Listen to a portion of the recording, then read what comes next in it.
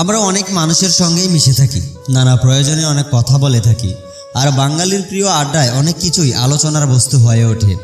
তাই এমন গুরুত্বপূর্ণ 7টি বিষয় আলোচনা করা হলো যা খুব কাছের মানুষ ছাড়া অপরের কাছে শেয়ার করা উচিত নয়। তাহলে চলুন সেই 7টি বিষয় আমরা আজকে জেনে নিই। 1 নম্বর হচ্ছে তোমার লক্ষ্য। তোমার গোল বা লক্ষ্য সবাইকেই বলো না, এর পেছনে বৈজ্ঞানিক কারণ রয়েছে। একটি গবেষণায় উঠে এসেছে যে কোনো গোলে পৌঁছানোর পর এন্ডোরফিন নামক হরমোন ক্ষতি হয়, একে হ্যাপিনেস হরমোনও বলা হয়। কাউকে নিজের গোলে ব্যাপারে বলে সে এন্ডোরফিন হরমোনের ক্ষরণ ঘটে আর হ্যাপি ফিলিংস আসে, ফলে গোল বা লক্ষ্য পূরণের তাগিদ ভেতর থেকে কমে আসে। তাছাড়া নিজের লক্ষ্যে অন্যদের বললে তারা তোমায় নেতিবাচক ভাবনার দ্বারা হতাশ করে তুলতে পারে। 2 নম্বর, ব্যক্তিগত জীবন দর্শন। প্রত্যেক ব্যক্তির নিজস্ব ধর্ম, জীবন দর্শন থাকে, সেই বিষয়ে বাইরের কারোর সঙ্গে আলোচনা করতে নেই। তার কারণ হলো তোমার ব্যক্তিগত জীবন ভাবনা সম্পূর্ণ তোমার নিজস্ব বিষয়। অন্য কেউ তোমার মতো করে ভাবুক এটা কখনোই প্রত্যাশা করা উচিত নয়, কেননা তাদেরও নিজস্ব ভাবনা রয়েছে, সেটা তোমার সঙ্গে না মেলার সম্ভাবনাই বেশি। কাজেই তোমার ব্যক্তিগত ভাবনা অন্যদের শেয়ার করলে 2টি প্রত্যক্ষ সমস্যা আসতে পারে। তোমার ভাবনার জন্য অপদস্থ হতে পারো, অনর্থক বিতর্কে জড়িয়ে যেতে পারো। 3, কাউকে সাহায্য করার গল্প।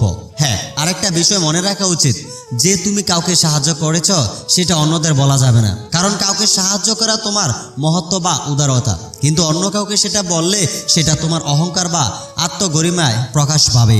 এই ক্ষেত্রে সামনের জনও তোমার ঈর্ষা করবে এবং হতেও পারে সে প্রয়োজন না হলে তোমাকে ওই রকম সাহায্যের আদেশ দিয়ে বসবে। তুমি কাউকে সাহায্য করলে তোমার কৃতিত্ব এমনই প্রকাশ পাবে তা কখনো বলে বেড়াতে যেও না, এতে তোমার ব্যক্তিত্ব বজায় থাকবে নিশ্চিত। 4 নম্বর, ব্যক্তিগত সম্পত্তি। আমি একটা গাড়ি কিনলাম, ফ্ল্যাট কিনলাম, কিংবা একটা দামি ক্যামেরা কিনলাম জানিস, এই ধরনের কথা অহংকারকেই প্রকাশ করে। মনে রাখবে তোমার সম্পত্তি তোমার ব্যক্তিগত, তার সুবিধা তুমিই ভোগ করবে। অন্যদের সেই বিষয়ে বললে সে জেলাস ফিল করবে। সম্পত্তি লোক দেখানোর জন্য নয়, নিজের ভোগের জন্য। সম্পত্তি নিয়ে অন্যদের বললে ক্ষতি ছাড়া কখনোই লাভ হয় না। জেনে শুনে কেন নিজের ক্ষতি করবে বা শত্রু বৃদ্ধি করবে। 5 নম্বর, পারিবারিক সমস্যা। প্রত্যেকটি পরিবারে কোনো না কোনো ড্রামা থাকে। সহজ ভাষায় বলতে গেলে পরিবারই হলো জীবন সমস্যার আতুরঘর। তুমি নিজের পারিবারিক সমস্যার কথা কখনোই অন্যদের বলতে যেও না। মনে রাখবে এই সমস্যার গল্পই অন্যদের গসিপের বিষয় হয়ে উঠবে। পরে বাকি লোকদের সঙ্গে মিশতে গেলেও দেখবে তারা তোমাকে ওই পারিবারিক সমস্যার নিরীক্ষে কথা বলবে ও তোমার মূল্যায়ন করবে।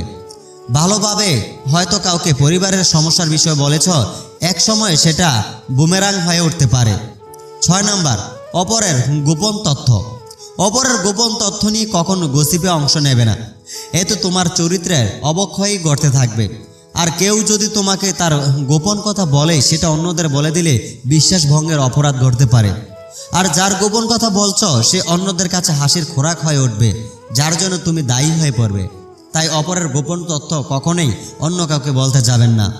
7 নম্বর, অপ্রিয় অতীত। প্রত্যেকেরই জীবনের অতীত রয়েছে। অনেকেই দেখবে অতীতচারী, তারা অতীতের ঘটনা আর ভুলগুলি আলোচনা করে আর আফসোস করে। তুমি অতীত থেকে শিক্ষা নেবে, অতীতকে নেবে না। অপ্রিয় কোনো অতীত যা নিজের বা আর কারো যাই হোক না কেন সেই বিষয়ে কারোর সঙ্গে আলোচনা করতে যেও না। কারো অপ্রিয় অতীতকে স্মরণ করিয়ে দিলে তার দুঃখ কষ্টকে উৎসকে দেওয়া হয়। শুধু অপরের নয়, নিজেরও অপ্রিয় অতীত থাকতে পারে। অবশ্যই মনে রাখবে নিজের বা অপরের অপ্রিয় অতীতকে উস্কে খুঁচিয়ে গা করার মতো ব্যক্তিত্বের অধিকারী তুমি নও, আর কখনোই তা করতে যেও না।